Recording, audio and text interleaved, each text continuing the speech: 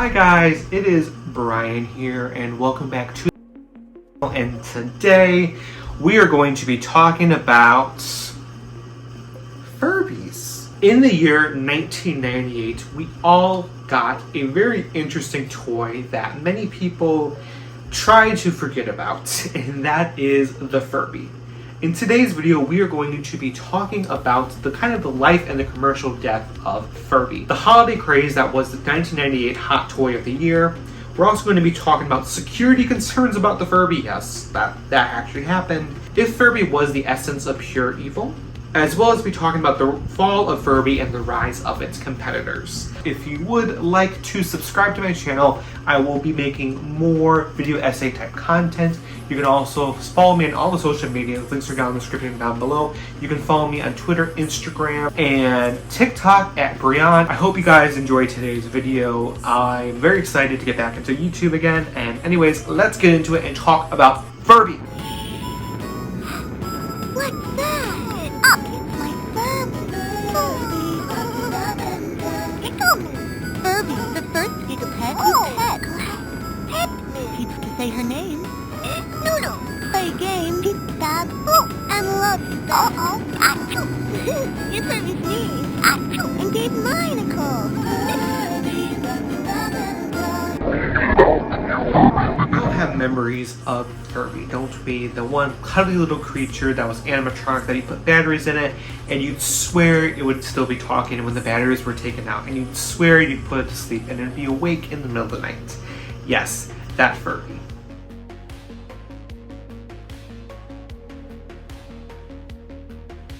If you were born in the 90s or early 2000s, you would know what a Furby is. If you don't know, these little electronic creatures were created in the year 1998. The concept of the Furby was to be an electronic toy pet that you could grow and interact with, just like the popular at the time Tamagotchi, but unlike the Tamagotchi, this thing couldn't die. Except for electronic parts dying, but anyways. Like the Tamagotchi, it had no off switch, meaning that it would never shut up. Now, I had a Furby back in the good old days. I actually wasn't the first person in the family to have a Furby. As you guys know, I was born in the year 1999, so Furby did miss out on me, especially because I was only around 2 or 3 when the Furby was kind of really popular at the time, between 1998 and 2002, which was the original production line of the Furby when they were produced. My sister had a Furby at the time, and I remember being around, I'd say 2 or 3, and being absolutely terrified of the Furby. I absolutely hated the Furby. I thought it was a demonic essence of evil. It was creepy, it was terrifying. I didn't like it, so I made my sister, who was about, I'd say maybe like 10 or 11 at the time, made my sister throw away her Furby. Yes, I was the one who made my sister crush her dreams, throw away her precious, delightful Furby that she loved a lot, but I absolutely fucking hated. Now, down the line, Furby was reproduced many different times. There was an emotronic Furby released in the year 2005, which was a really souped up advanced Furby that had a lot of facial features, animatronic parts, and actually had true voice recognition technology, which was something that was really growing at the time. And then in 2012, Furby was completely redone and revamped for the holiday 2012 toy season, and that is the Furby that I did actually own. I owned 2 of the 2012 Furbies. I owned another one in 2012, and I also owned a 2013 Furby Boom. Those are the Furbies I had, and those Furbies were pretty advanced at their time because they actually had smartphone apps with them. And the smartphone apps were really advanced because you actually were able to feed the Furby, you were able to interact with the Furby, you were able to change the Furby's personality, which was something that was pretty big at the time. Editing Brian here. I just want to give you guys a little bit of a 2024 update because I did film this video in 2022. So in the year 2016, they released the Furby Connect, which was kind of a souped up version of the Furby Boom with different animation, colored LCD screen eyes, and the ability to connect to the internet, which is kind of crazy that a toy was able to connect to the internet, but I digress. And then this past year in 2023, for the holiday season, they released a new generation of Furby. This new generation of Furby is very different from previous generations because it doesn't have a smartphone app, it doesn't have LCD screen eyes, and it's very different. And actually my sister has this Furby. We got her a Furby for Christmas, so she has this Furby. It's very weird. It's got mindfulness on it. It's just a weird Furby, so I just kind of wanted to tell you guys those 2 different Furbies I didn't mention in this video, but yeah. These 2 Furbies happened, and they're kind of interesting, so I just wanted to mention these. Now in this video, we're not going to really be going into the subspecies of Furbies and about different Furby models. We're basically going to be talking about the rise of the Furby, what brought us to Furby, and kind of what happened after the Furby. Basically talk about the digital toy renaissance and how toy pets and toy electronic pets were really big in the early 2000s, and how Furby was directly to blame for that.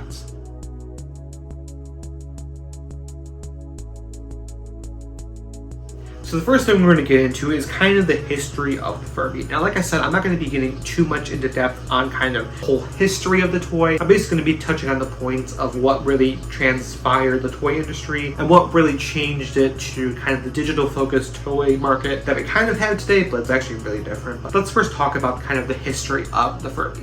In 1998, the Furby was created by Dave Hampton and Caleb Chung, after the two saw the Tamagotchi take over the world by storm a year earlier. What made the Furby unique was the fact that it could adapt and grow over time, just like the Tamagotchi, but instead of being confined to a digital keychain, it was a physical robotic toy that would talk, blink its eyes, and dance. The toy was programmed to act like it was learning English over time, giving the illusion that the toy was sentient and could learn.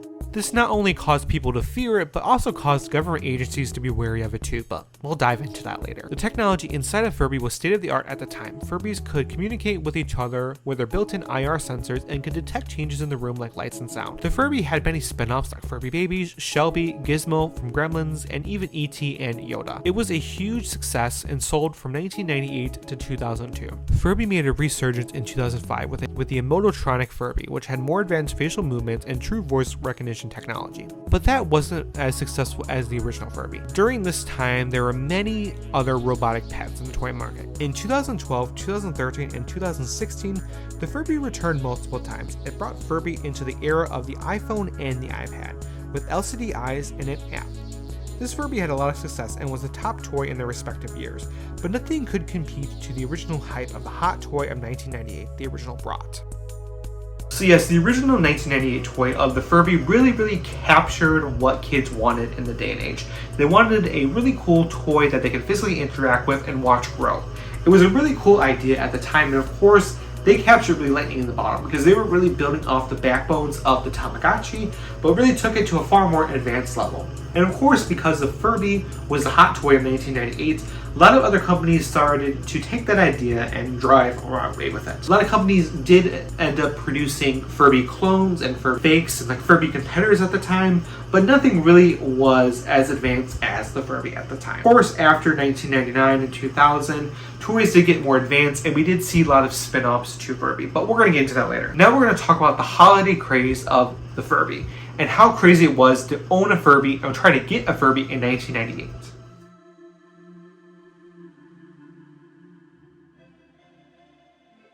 According to the Furby wiki page, which is fan-made, released on October 2nd, 1998, the Furby was a major success both critically and commercially. They were initially retailed in the US from $30 to $35. Catapulting demand for these toys during the 1998 holiday season drove the resale price over $100 in the US, and sometimes as high as several $100s. Furbies sold for over $300 in newspapers and in auctions. Units flew off the shelves, which resulted in high demand and heavy shortages. The toy also came out in the dawn of the internet, and reselling websites like eBay and Craigslist were booming. The toy would sell out instantly and be scooped up by early online scalpers. I can't believe that PS5 scalper origins can be traced back to the Furby. Now, Furby wasn't the first toy to sell out instantly and go for double with resellers, and it certainly wasn't the last. The brand allegedly sold over 40 million units, and from 2000 to 2001, the brand sold over 5 million of the virtual pets, and in 2002, popularity diminished and the Furby franchise was fully discontinued. So it's easy to say that the world had a Furby craze.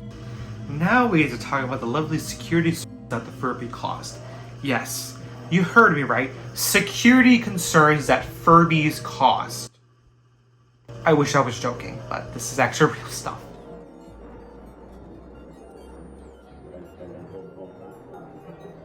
Yes, you heard me right. Little Will Furby was at one time a security threat.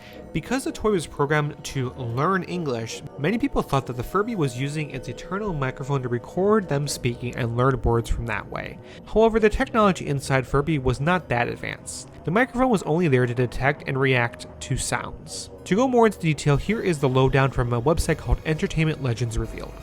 The website says, The sophisticated electronics and sensors inside the product caused it to appear as though the toy was learning to speak English. You see, the dolls initially spoke only just Furbish, which was a nonsense language. Over time, they slowly added more English words until they spoke English. This, though, was just as a result of a program made it so that over time the dolls would automatically speak more and more English. And now there's the tricky part. Sensors would go off if you pet the doll while it was saying certain words. It would then make the Furby speak those words more often. So it seemed like you were teaching the doll to speak.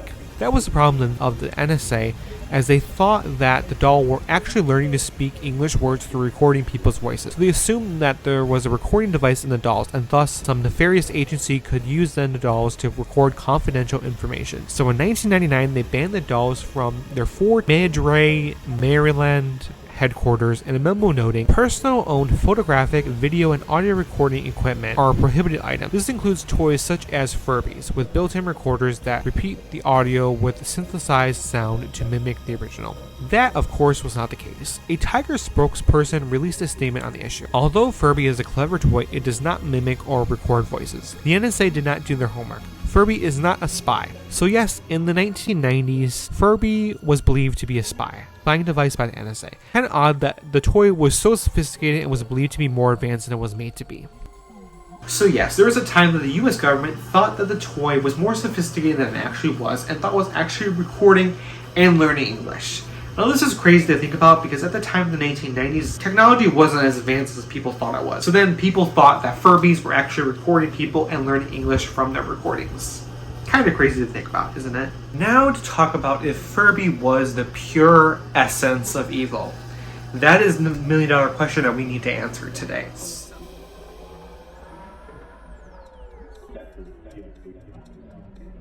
Furby was always seen as creepy and a little bit off-putting. The main reason why, because the technology at the time was so advanced that many people believed that the thing could, in some way, be alive. This next part is from a Bustle interview. As Caleb Chung put in a 2014 interview with Greg Green, Furby was a big hit because it, on purpose, was made to believe that it was alive. All electronic toys up to the time were squeeze my hand and I'll count to 10, a very self-centered toy. And so it becomes human in a way that other products hadn't been. It became human and present. However, that human-like presence may have also driven people away from it. And people thought that was scary and weird and freaky because it encroached on being human. Chung added, Furby doesn't look like a person, but there's something off the uncanny valley about it. But basically, Furby was designed to be as lifelike as it possibly can. And in that way, that does make sense.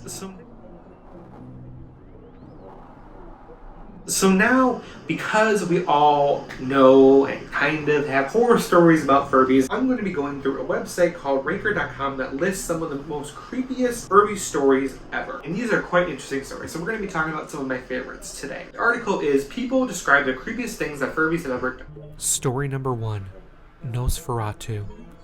Well, it would be a Furby. A friend brought me one as a joke while we were stationed in Germany. The one she got me was red and black and evil looking. Well, fast forward a couple weeks, after losing interest in the thing, I'm sleeping and I suddenly hear this demonic, gravelly voice coming from the top of my bookshelf. Not the sound of batteries running out, but a seriously demonic voice. I jump up and turn on the lights and search for the sound. I hear it coming from the top shelf. When I look, nothing is there. Suddenly, I hear the voice behind me. And the little bastard is on top of my wall locker, just repeating this. Ka, ka, ka, e, sound.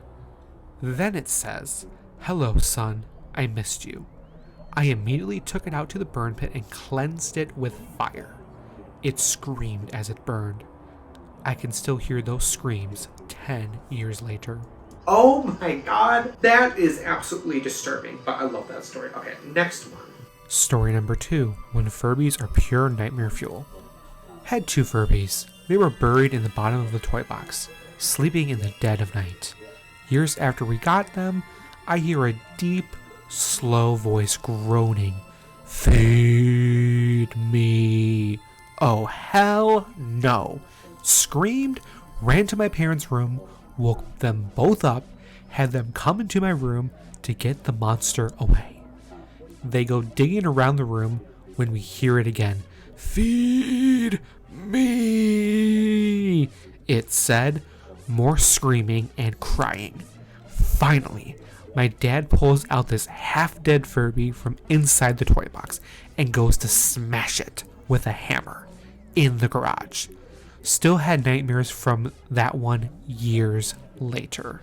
Oh God, ugh. That's disturbing. Story number 3. Don't feed a Furby after midnight. My brother had one that he left in the kitchen one night. In my half-asleep stupor, all I could see was a black kitchen blobs, since I didn't want to turn the light on and burn my eyes out. So I get my glass of water and start to head back when I hear something giggle behind me. Then, ask for food. I couldn't see anything, so I just backed away slowly, and it said, "Bye!" I didn't go to the kitchen until the next day, until my mom went and figured out what the hell that was. Turns out I couldn't see it because he took off all the fur parts, so it was just a black blob of parts. I'm glad I couldn't see it because all there really was a pair of eyes to see me, and that would have scared me worse than anything. Bonus story: don't buy a self-proclaimed haunted Furby. So my sister used to collect all of these Furbies, hundreds. It was weird, but that's just her. One day she buys one on eBay. We thought it was a joke. It said haunted Furby. It was cheap enough, so she went for it. Huge mistake. Strange things started happening after she got it. She started noticing some coming up missing. At first she blamed me, but after searching my room, she begrudgingly dropped it. For a couple weeks, Furbies would come up missing without a trace. My sister had become depressed at the loss. One night I woke up. It was pitch black. I could hear something small moving out in the hallway. I gave a disgusted groan at the thought of rats.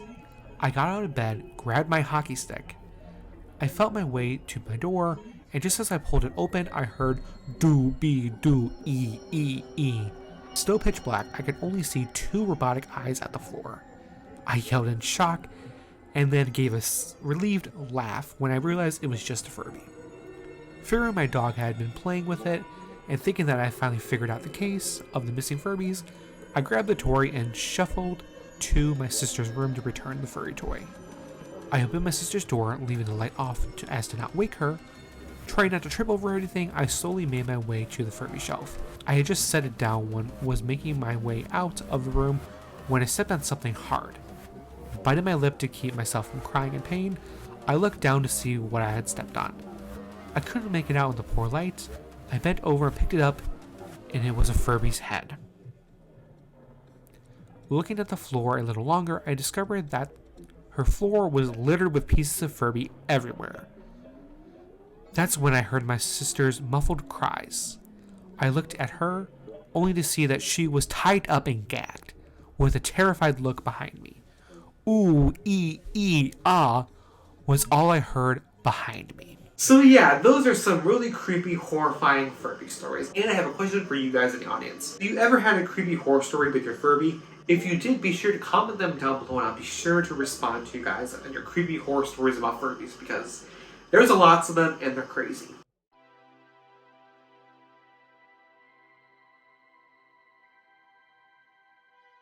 As with many other hot toys, fads typically fade over time and are replaced with new toys. By the time Furby was released, technology itself was rapidly beginning to advance, especially in the new electronic-focused toy environment. Furby was retired by 2002, and the companies behind it, Hasbro and Tiger Electronics, were already on to their next big thing, FurReal Friends. FurReal Friends were a line of even more advanced robotic toy pets that were really the successor to the Furby. Created in 2002, right after the Furby left the shelves, this line of animatronic robot pets ranged in sizes from pocket size to life-size replica of a baby pony. One of the first being a hyper-realistic cat that could roll over, purr, move its head, and reacted to your touch. These toys were way more sophisticated than Furby and were almost triple the size. I remember these toys being super big when I was little. There was also a realistic golden retriever robot that could rise up, raise its paws, as well as a realistic parrot robot that I actually owned and was programmable and could do many amazing things. This line of robot pets is still being produced today, although not to the same extent as robot pets are not as big anymore. While Furby was a consumer-focused $35 robot, there were many that were inspired by Furby, such as Sony's Aibo robotic dog. Unlike Furby, this dog was meant to be less realistic and more of a robot. It was an extremely sophisticated robot dog that could actually walk around by itself.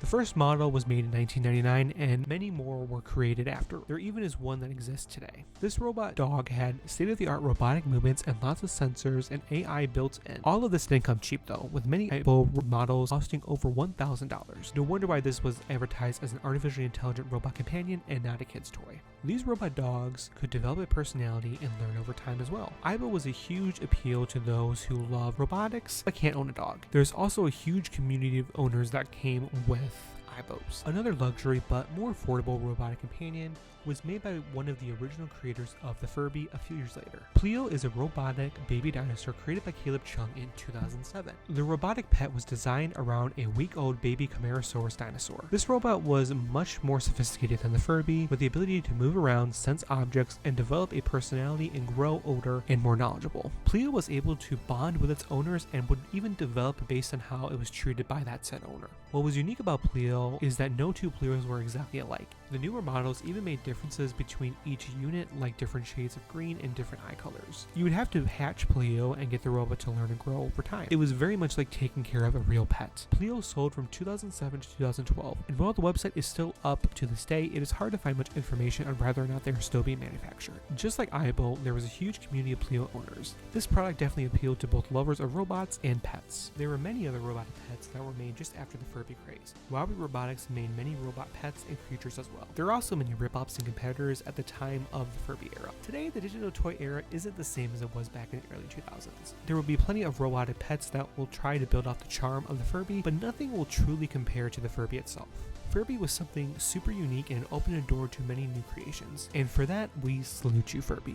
Alright guys, that is it for today's video. If you guys really found this interesting, be sure to leave a like down in the description down below. And if you did like this video and you have not subscribed, click the notification bell to get notifications on whenever I upload, and be sure to subscribe down below. I love you guys so much. Thank you guys for watching another one of my videos, and I shall see you guys in the next one. Bye. Listen here, we've got news for you. It's Furby here with the blue for you. He can move, he can sing, he can talk to you. He can do anything that you want him to. He's Furby, yeah, he's all brand new. So check him out, and he's good for you.